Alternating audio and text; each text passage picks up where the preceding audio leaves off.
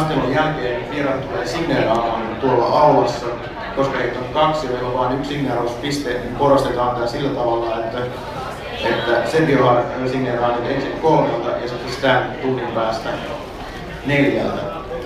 Mutta siihen liittyen, kun puhuttiin kulttuurieroista Amerikan ja Euroopan välillä noista festivaaleista Euroopassa ja Amerikassa, niin Sergiolla oli joku havainto tähän liittyen USA ja Euroopan festareista.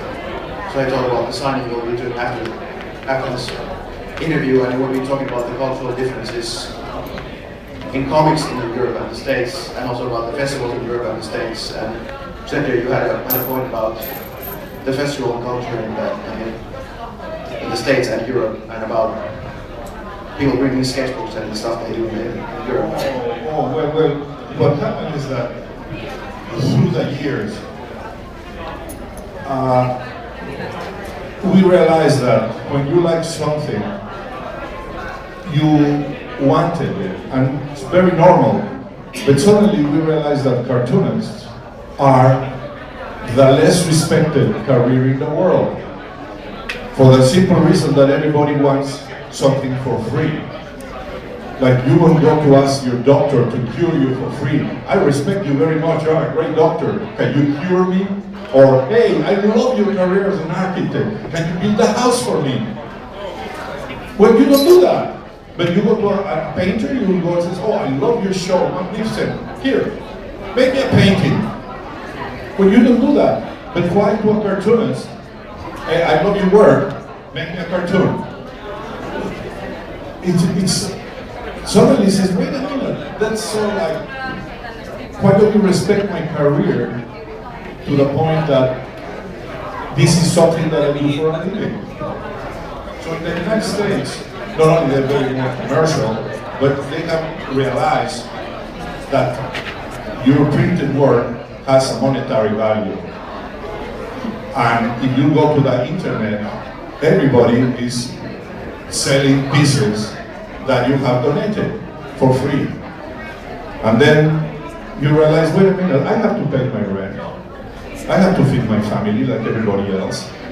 And sometimes when you're doing a comic book, you cannot make enough money publishing your comic book. So another very good revenue is the selling of the original art, like a regular painter. See? So many places still don't realize that. And that's not that people want something for greed. They really want it because they love it.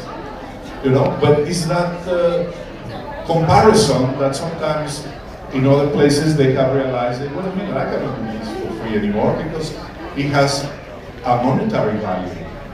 It's money that I'm taking away from my kids, believe it or not. Because when you get a piece by an unknown artist, and then this artist becomes very popular, he says, I will never sell it, I love it. That's not true.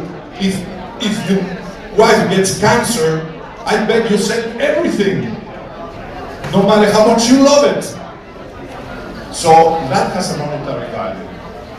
So it is the big difference between many places where they come and ask for a drawing. And we are so used to people not asking us for drawing that when we come to places and they start asking for drawing, we're still very embarrassed to say no, because we know that they love the piece. You know? So, oh yeah, they like it, so we still do it.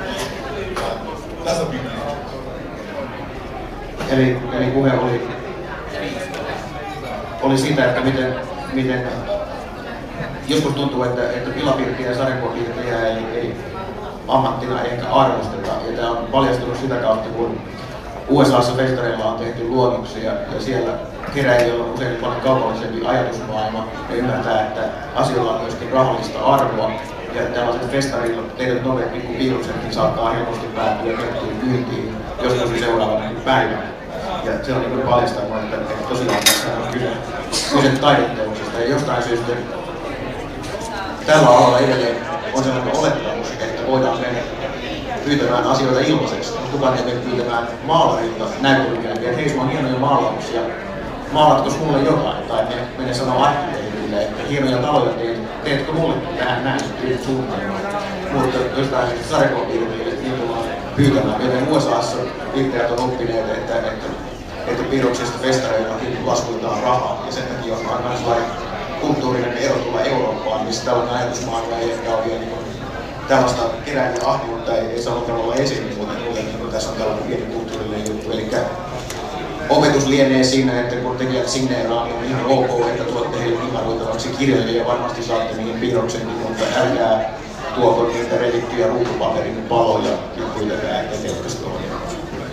So, Sergio, finally in the end, I have to ask something that we should also say that we're not talking about if you come over to bring a book to have it signed. We'll be happy to sign and do a little sketch in it, but bringing paper and asking, oh, I want you to draw Usagi in full armor fighting a big dragon.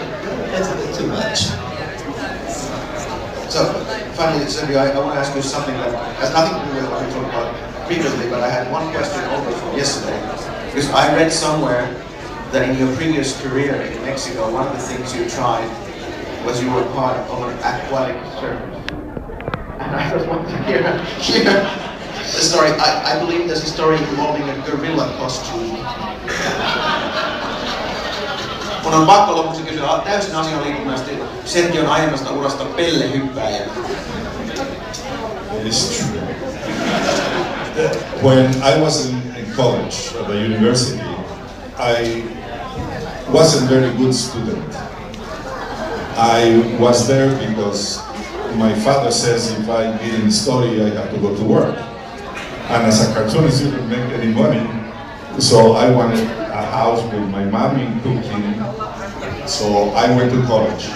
So I spent mostly all the time on the swimming pool. And one day I went there and I couldn't swim because all the girls were applying for aquatic ballet, synchronized ballet. And I was very young, I was on my teens.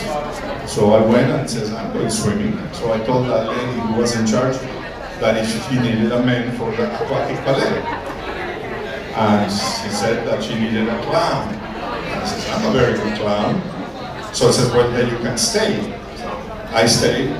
And then I had to do aquatic ballet. So I was a clown, I did funny dives. And eventually, a professional company saw me and they asked me if I could do that for the group. And I couldn't refuse. There were 40 women and 2 men. So I said, of course, I did like it.